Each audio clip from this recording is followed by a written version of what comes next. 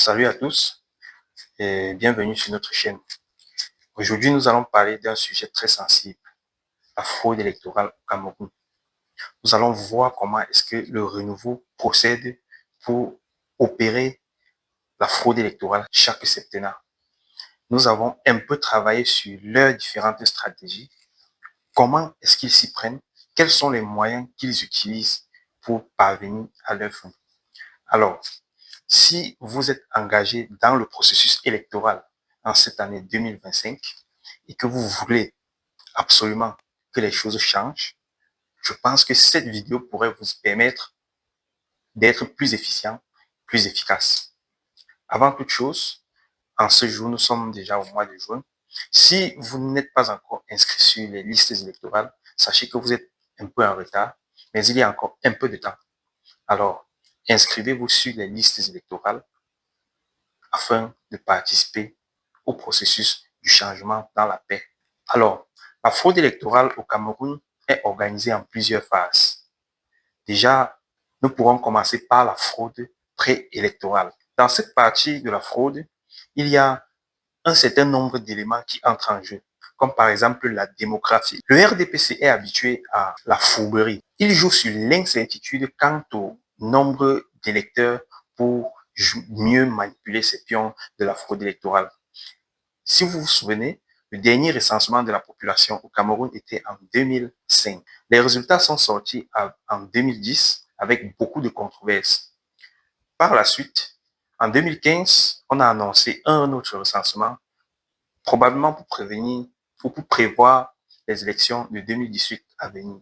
Malheureusement, ils ont annoncé qu'il n'y avait pas de financement et qu'il y avait l'insécurité dans le Nozo et à l'extrême nord. Alors, cette situation a concouru à un flou grave. Ainsi, ce que vous devez savoir sur la fraude liée à la démographie est que le RDPC concentre son vol d'élections préélectorales dans les zones reculées. Ils ne le font pas dans les zones urbaines parce qu'ils savent que les populations sont amassées en ville. Je vais prendre l'exemple d'une zone où il y a 200 personnes qui y vivent. Ils y vont, installent un centre de vote avec 5 bureaux de vote. 5 bureaux de vote. Un bureau de vote est censé avoir au maximum 500 personnes. Alors, quand vous voyez un centre de vote qui a 5 bureaux de vote, ça veut dire qu'on a au moins 2500 personnes. Dans certaines localités où personne n'y vit, on voit parfois 4 centres de vote. Dans ces 4 centres, on a à peu près 10 000 personnes qui voteront. Vous comprenez déjà la notion de charter. Les charters se font en réalité avec cette stratégie. Il joue également sur la publication de la liste électorale nationale. Vous comprenez pourquoi le MRC et plusieurs partis de l'opposition se battent pour qu'on publie la liste électorale nationale. Il n'y a pas de liste électorale nationale.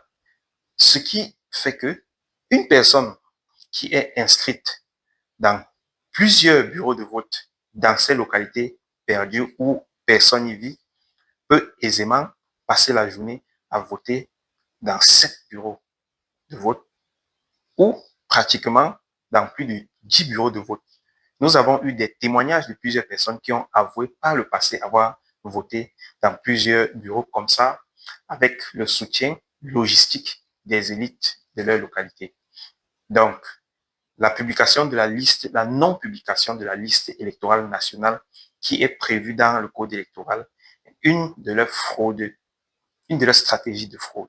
Une autre stratégie qui est complémentaire à ce volet, c'est le flou autour des cartes des CNI, des cartes nationales d'identité. Vous êtes nombreux à avoir fait des cartes d'identité, mais qui malheureusement ne sortent jamais.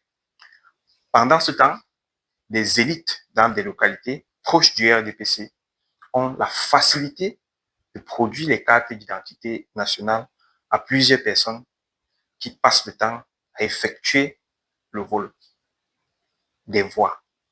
C'est ainsi grâce au flou autour des cartes d'identité nationale que certains réussissent à voter plusieurs fois.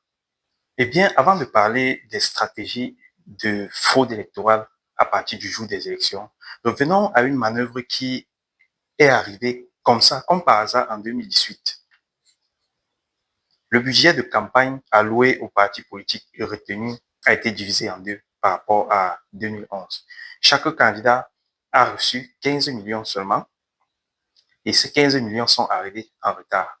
C'était pour fragiliser l'opposition, avaient vu leur compte bloqué, de campagne bloqué, juste pour les affaiblir et pouvoir prendre l'avantage.